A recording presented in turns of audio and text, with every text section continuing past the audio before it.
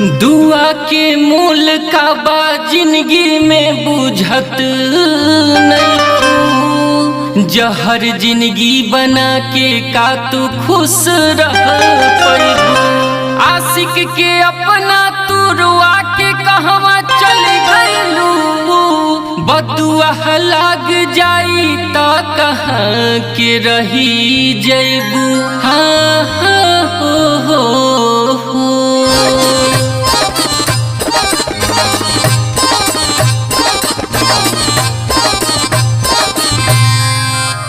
हथवा धरा के तू रे गोरी अंगुरी छोड़ा लिहलू। हथवा धरा के तू रे गोरी अंगुरी छोड़ा लिहलू। पीरतिया के पीर काहे हमके धरा दिहलू, नजरी मिला के काहे नजरी चुरा लिहलू। अपन दीवाना के गोरी बेगाना बना दिहलू।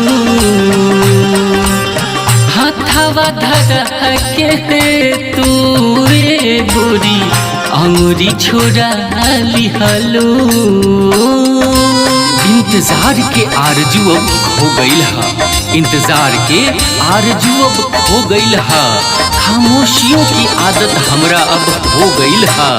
न शिकवा रही न शिकायत रही केहू से, अगर रही त एक मोहब्बत जौन ई तन्हाई से अब हो गइल हा।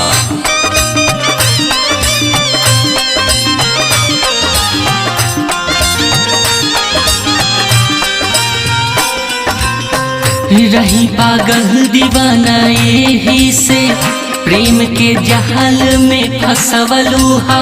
मगन दुनिया में रही अपने हम खून के आंसू तू रोवलू हा। रही पागल दीवाना यही से प्रेम के जहाल में फसवलू हा। मगन दुनिया में रही अपने हम खून के आंसू तू रोवलू हा। नेहिया लगा के तू काहे सनहिया चुरा लिहलू। हथवा धरा के तू गोरी अंगुरी छोड़ा लिहलू। जल जल के दिल हमार जलन से जल रहल हा, जल जल के दिल हमार जलन से जल रहल हा। एगो लोड हमरा आँखी में मुद्दत से पल रहल हा। अरे जेकर कर रहनी हा हम घुट घुट के इंतजार, ऊ बेवफा ना आई हमर दम निकल रहल हा।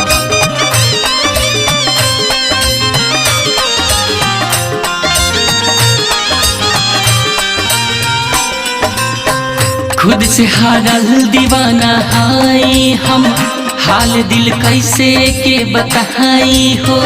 जखम दिहलू हा गोरी अही संतु, जखम ई सहले न सहाई हो।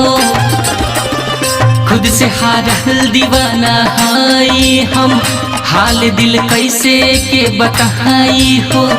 जखम दिहलू हा गोरी अही संतु, जखम ई सहले न सहाई हो। दिलवा पर नाम लिख के कैसे मिटा दिहलू।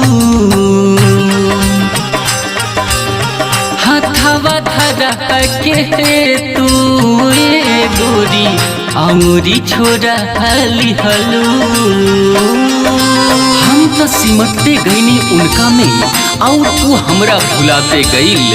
हम मरते गईनी उनका बेरुखी से आ ऊ हमरा आजमाते गईल। सोचनी कि हमार बेपनाह मोहब्बत देख के सीख जाई वफा करना, बाकी हम रोते गईनी आ ऊ हमरा खुशी खुशी रुलाते गईल।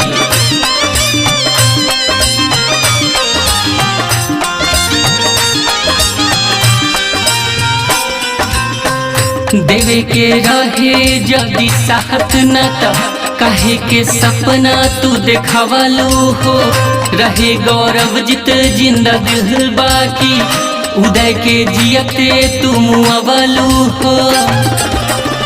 देवे के रहे जदि साहत न त काहे के सपना तू देखावलू हो, रहे गौरव जित जिंदा दिल बाकी, उदय के जियते तुम अवलू हो।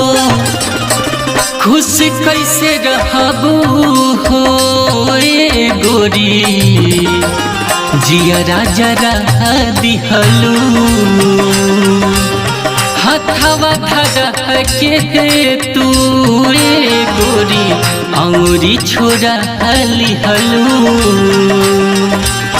पीरतिया के पीर काहे हमके धरा दिहलू, नजरी मिला के काहे नजरी चोरा लिहलू। अपन दीवाना के गोरी बेगाना बना दिहलू,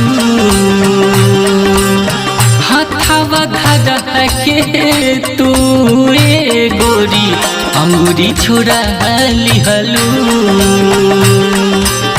हथवा धरा के तू ए गोरी, अंगुरी छोड़ा लिहलू।